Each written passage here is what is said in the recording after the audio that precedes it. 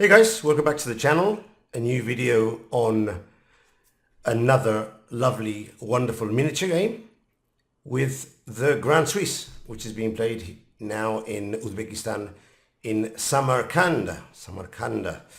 And today we're featuring with the white pieces Simon Gumularz, a young 2600 Polish grandmaster, who up to this game had been playing extremely well at a very high level. And with the black pieces, none other than Grandmaster Nihal just about to reach 2700, and as many of you know, one of the better Indian young grandmasters that are coming out in full force these last years, along with Erigaisi, with Gukesh, of course, Pragnananda, Vidit. Nihal is on the second tier, but still an extremely strong player, and currently leading the Grand Swiss with 3 rounds to go.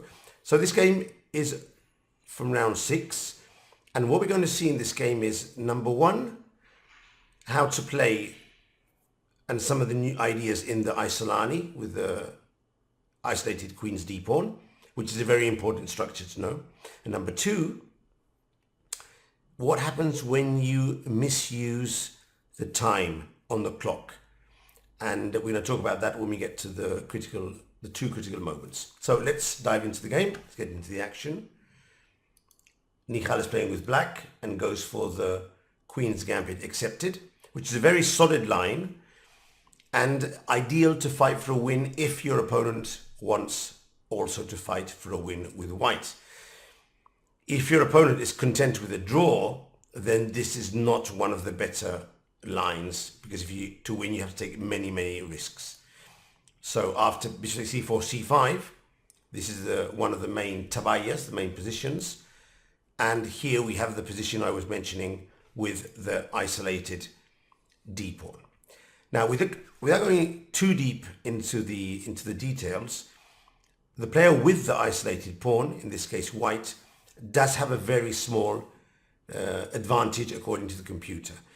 In practice, it depends a lot on the playing strengths of both players. But according to the computer, although the pawn may end up being a weakness in the endgame, which is the main problem of the isolated pawn, we do enjoy a semi-open E file and a fully open C file, and also our pieces reach very active squares very fast. So white does have a lead in development. The main drawback is the inherent weakness of the pawn, which is not protected by any other pawns, which means that, especially in endings or with few pieces on the board, this pawn can become weak and therefore a problem for white.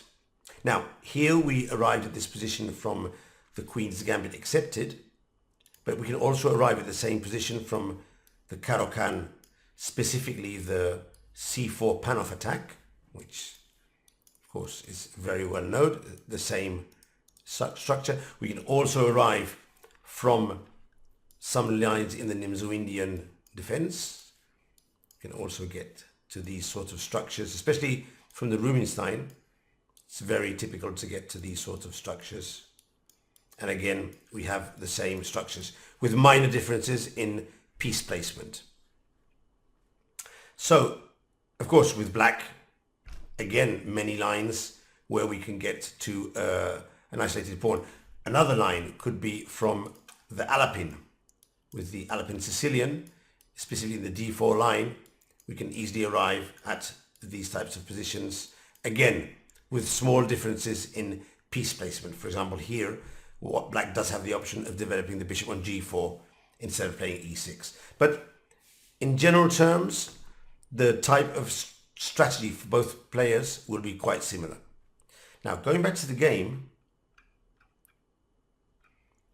as you have noticed, I'm using the board from chess.com, which gives me the extra advantage of having the players' photos already on the screen, and more importantly, we can enjoy the times that both players use in certain moments, which is very useful for the overall analysis of the game. One of the problems is that my camera screen has been reduced, and that does give me less options to move my hands around and be a bit more instructive and vocal. But I'm going to try and fix this, see what I can do about this for the future. In any case, normal development play. Here, knight c6 is an option as well, but Nihal goes for a6 with the idea b5. And here I normally play knight to e5. I play this line with white, sometimes from different openings.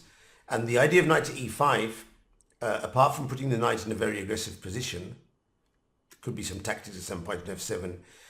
If b5, white can get in queen to f3, and this is considered very good for white, according to modern theory. It's actually considered clearly better for white. So b5 is actually a mistake against knight to e5. But Simon played bishop to f4, which I actually didn't know existed as a move, but it is the main computer choice for the computer. However, between knight e5 and bishop f4, we're talking about a few decimals, very few decimals. So I think it's more a matter of taste than exactly what the computer says is the best objective move. In any case, it's clear he had prepared.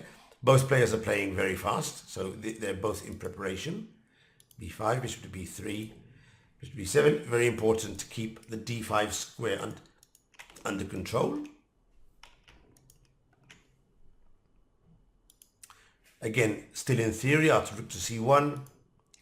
And bishop to b4 is the new move that Nihal had prepared for this game. It is the main computer option, but it's a bit weird to move the bishop twice before developing the knight to d7, or maybe knight to h5, which are the two main computer moves. Even rook to a7 has been played here. Now, the thing about bishop to b4 is that it pins the knight to the rook and therefore increases the control on the d5 square. So it is a logical move, and I think it caught Simon by surprise, because now he spent, as you can see in the clocks, 12 minutes to decide on bishop to g5, pinning himself, the knight, to the queen. So both of them, as you can see, are fighting for the control of the d5 and the e4 squares. And this move, I think, caught Nihal by surprise. It's not such an easy move to find in your opening preparation, because he spent here 8 minutes to play knight to b to d7, which is a normal move, a3, take, and here look at this. Nihal took more than half an hour to play bishop c3. No doubt he was considering the consequences of bishop to a5, the consequences of bishop to e7, and more importantly, the consequences of what would happen if this rook becomes active on the third rank. So he really went into deep thought and might have spotted some of the tactics that we'll see down the line in the game. Although I do think it's still a bit early to spot those tactics.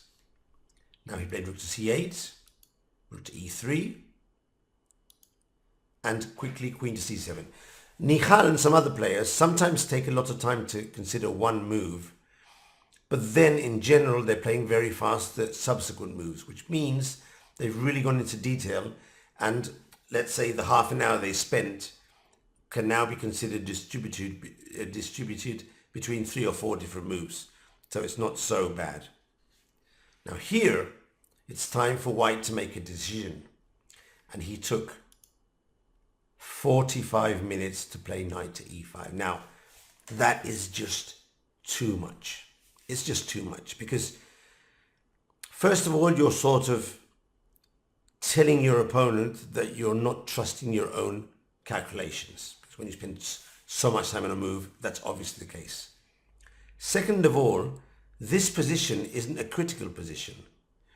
With knight to e5, white is not sacrificing a piece or sacrificing a pawn or making some move which requires complex calculations. He's playing an aggressive move, and the only thing he has to calculate is the consequences of the swap of knights and assess if the resulting position will give him enough attack, or instead if he prefers to play something like h3 or queen to d2, or just go back rook to c3 and maybe rook c3, queen to b8, start swapping off pieces. It's not a critical position. So to spend 45 minutes on knight to e5, from my point of view, is clearly a mistake. You might need that time later on.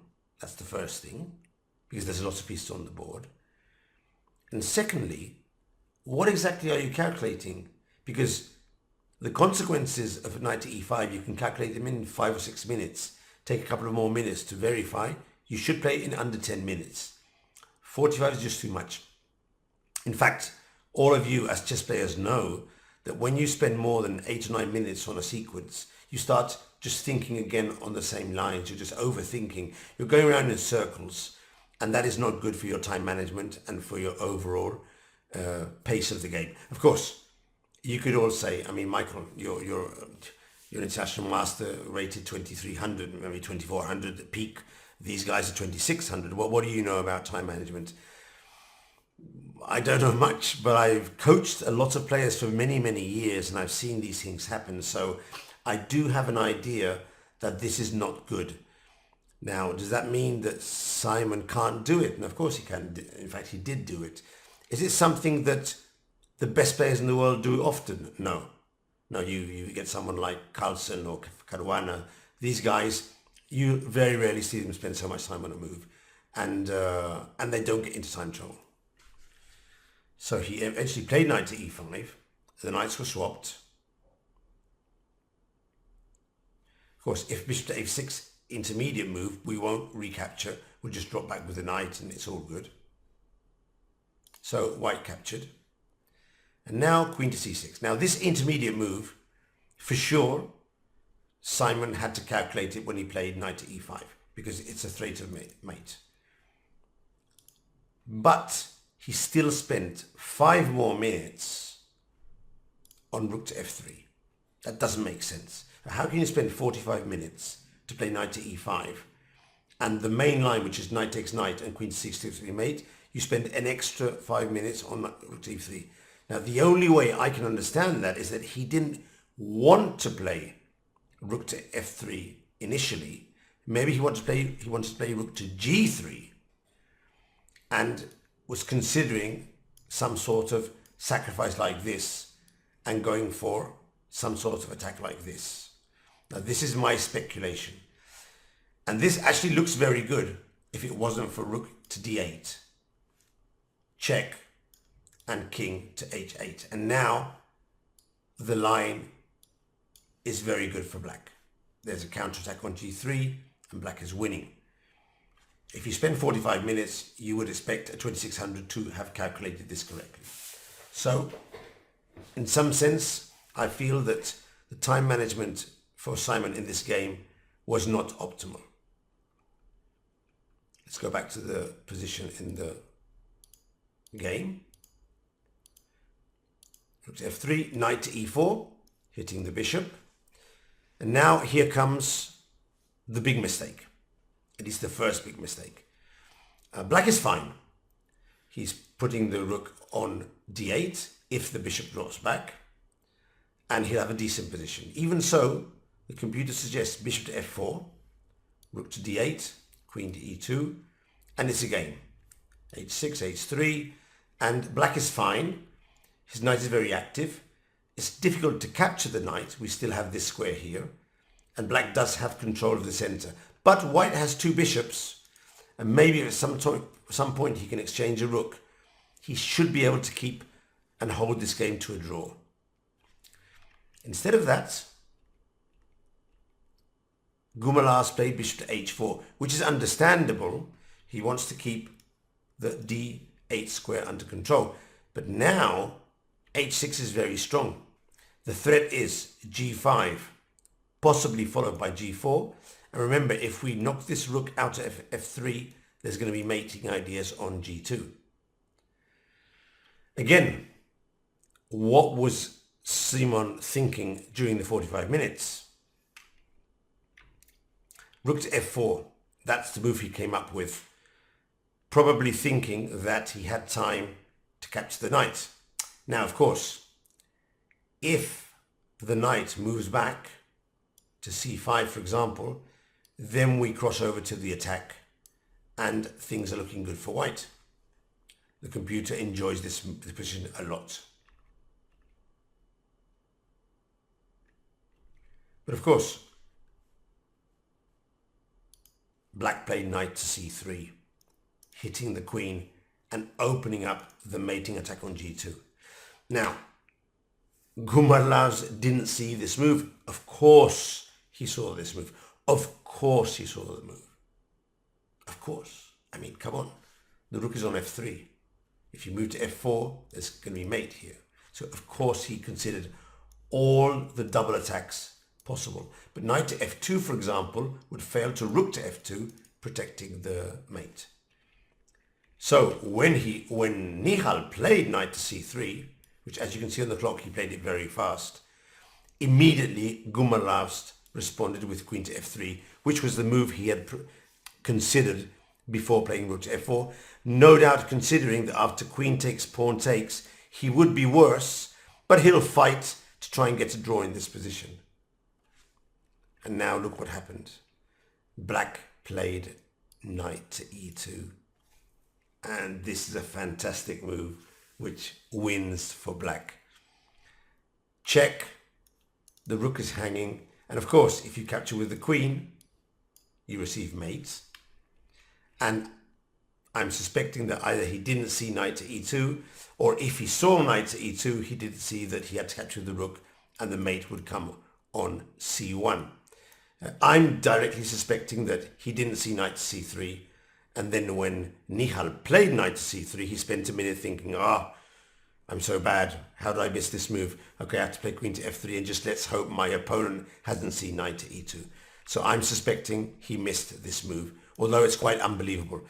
Now again, here he's on 24 and he plays rook to f4 after spending 15 minutes. So maybe he did see the move knight to c3 initially, but then he started thinking of other possibilities where knight to c3 wouldn't work and ended up playing rook to f4, forgetting that knight to c3 was a possibility. This is called a blunder in chess. More than a mistake, it's you're like sort of blundering a move that your opponent had or has, which maybe you'd seen before, but then you blundered it, you forgot about it, and this is one of the ways that top grandmasters lose games, because of course, if Gumularz comes to play against us, he'll crush us all very easily. But every now and then, these top-level grandmasters blunder a tactical sequence. They're thinking of so many things in their head that I think in English you say you missed the tree because you were looking at the woods. You're taking everything into account and you just missed something right in front of you. So I do hope you enjoyed this game. I thought it was quite an interesting game for the Grand Swiss. It gave us an idea of how you can play the Isolani, some of the typical ideas, and it gives us an insight into Nihal Sarin's wonderful play in this tournament, and also the time management of Simon, which will help us also understand how to use the clock. As always, hit the subscribe button, please. Welcome to the channel. Enjoy the game and leave a thumbs up like this, and we'll see you in the next video.